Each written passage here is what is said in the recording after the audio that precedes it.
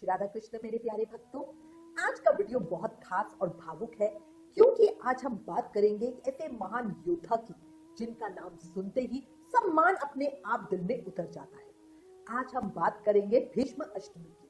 ये दिन है गंगा पुत्र भीष्म पितामह को याद करने का, उनके त्याग, उनके ब्रह्मचारी, उनके वचन और उनकी इच्छा मृत्यु की महान शक्ति को प्रणाम करने का।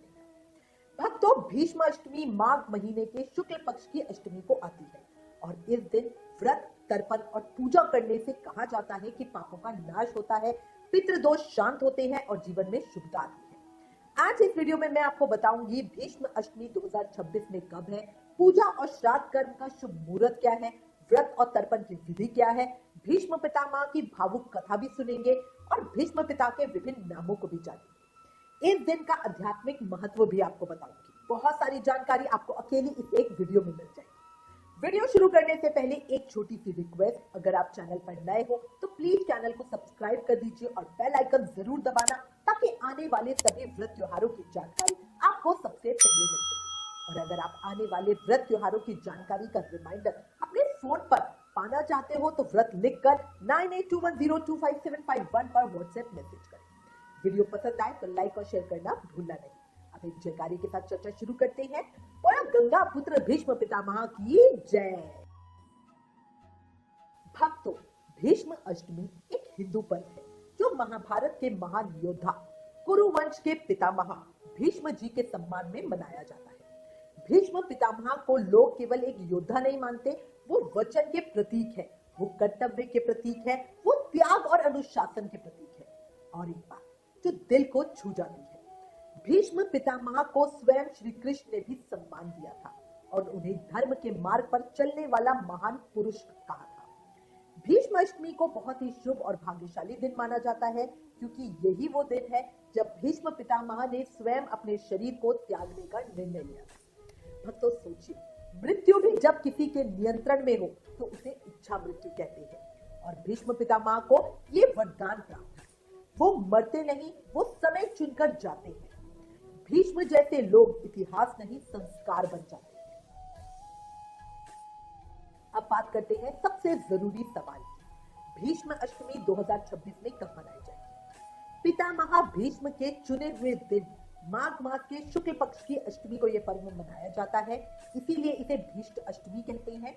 अष्टमी तिथि का आरंभ होगा 25 जनवरी 2026 को रात में 11:10 PM पे और अष्टमी तिथि का समापन होगा 26 जनवरी 2026 को रात को 9:18 PM पे। तो हमारे धर्म में पर्व उदय तिथि के अनुसार मनाया जाता है, यानी सूर्योदय के समय जो तिथि रहती है वही पूरा दिन मुख्य रूप से मानी जाती है।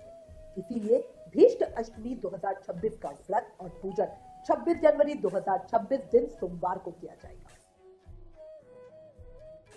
भक्तों, भीष्म अष्टमी पर तर्पण और श्राद्ध कर्म के लिए जो समय श्रेष्ठ बताया गया है वो है मध्याह्न काल का मुहूर्त सुबह 11:29 AM से दोपहर में 1:38 PM तक। ये समय अवधि 2 घंटे 9 मिनट की है। और एक खास बात, इसी दिन मासिक दुर्गा अष्टमी व्रत भी किया जाएगा और इस बार गुप्त नवरात्रों की अष्टमी है जो माँ दुर्गा की उपासना के लिए बहुत महत्वपूर्ण मानी जाती है। भक्तों, बहुत लोगों को ये नहीं पता कि भीष्म पितामह का असली नाम देवव्रत है। भीष्म के अन्य नाम है भीष्म पितामह, गंगा पुत्र भीष्म, शांतनवा, गौरांगा और सबसे प्रसिद्ध कुरुवंश के पितामह। भीष्म अष्टमी को बहुत ही भाग्यशाली दिन माना जाता है। इस दिन पितृदोष शांत करने के उपाय किए जाते हैं, तर्पण करने से पितरों का आशीर्वाद मिलता है और कई लोग इसे पुत्र प्राप्ति की कामना के लिए भी करते हैं। मान्यता है जो दंपति संतान की इच्छा रखते हैं वो भीष्म पितामह का आशीर्वाद पाने के लिए ये व्रत करते हैं। भक्तों, भीष्म पितामह का जीवन हमें एक बात सिखाता है, धर्म और वचन सबसे ऊपर होते हैं। सच्चा आदमी वही है जो शब्दों से नहीं अपने वचन से पहचाना जाए। अब भक्तों, मैं आपको सुनाती हूँ भीष्म अष्टमी व्रत की कथा जो बहुत भावुक है और प्रेरक भी। पौराणिक कथा के अनुसार भीष्म पितामह माता गंगा और राजा शांतनु के 8वें पुत्र थे। उनका नाम जन्म के समय रखा गया था देवव्रत। देवव्रत बचपन से ही बहुत तेजस्वी थे, संस्कारों से भरपूर और अपने पिता से अत्यंत प्रेम करते थे। उन्होंने महर्षि परशुराम से शस्त्र विद्या सीखी और शुक्राचार्य के मार्गदर्शन में युद्ध कला का ज्ञान प्राप्त किया। शिक्षा पूरी होने के बाद उन्हें हस्तिनापुर का राजकुमार घोषित कर दिया गया। लेकिन भक्तों, जीवन ने यहाँ से एक बहुत बड़ी परीक्षा ली। कुछ समय बाद राजा शांतनु को सत्यवती नाम की एक महिला से प्रेम हो गया। राजा का मन तो प्रेम में था, लेकिन सत्यवती के पिता ने विवाह के लिए एक शर्त रख दी। उन्होंने कहा, अगर विवाह करना है तो सत्यवती की संतान ही भविष्य में हस्तिनापुर पर शासन करेगी। अब भक्तों, ये बात राजा शांतनु के लिए बहुत कठिन थी, क्योंकि देवव्रत पहले से ही राजकुमार थे और उनके बड़े पुत्र राजा अंदर ही अंदर टूटने लगे। लेकिन देवव्रत ने अपने पिता के चेहरे की चिंता देख ली और तभी देवव्रत ने वो कर दिया जो दुनिया के बस की बात ही नहीं। उन्होंने कहा, पिताजी, मैं राज्य का अधिकार छोड़ता हूँ। और सिर्फ इतना ही नहीं, उन्होंने प्रण लिया, मैं जीवन भर ब्रह्मचर्य का पालन करूंगा, मैं कभी विवाह नहीं करूंगा। भक्तों, ये एक ऐसा वचन था जिसने देवव्रत को महान बना दिया और उसी दिन से उनका नाम पड़ा भीष्म, यानी भयंकर प्रतिज्ञा करने वाला भीष्म।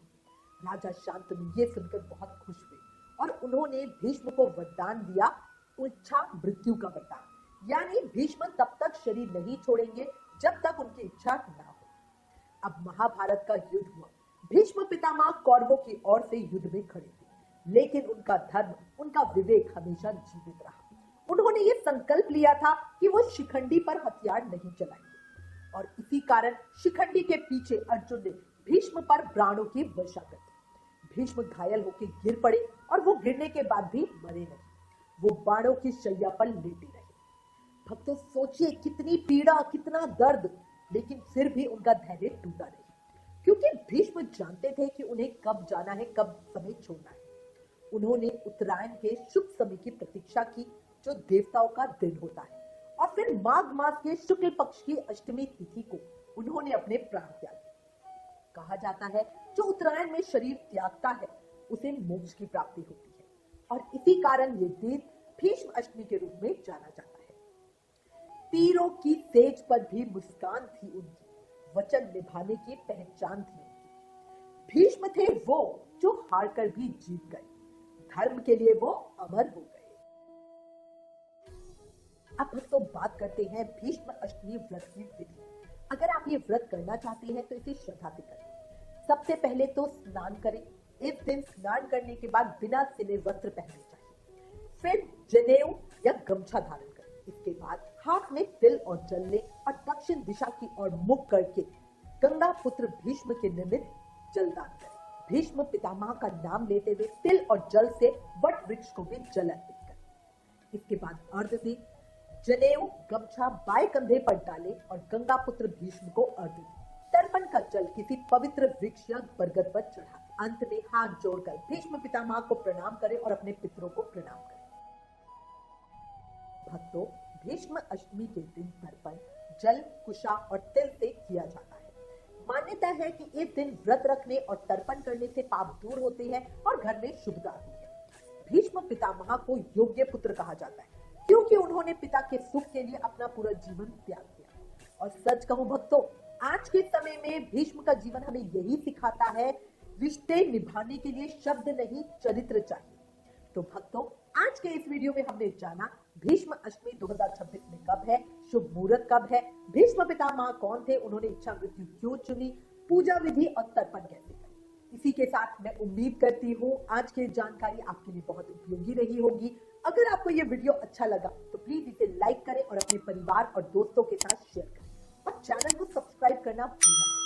और आपके मन में अगर कोई सवाल हो, कोई सुझाव हो तो प्लीज नीचे कमेंट में जरूर लिखें, क्योंकि ज्ञान बांटने से तो बढ़ता है। Please like, share and subscribe. Thank you. जय श्री राधा कृष्ण।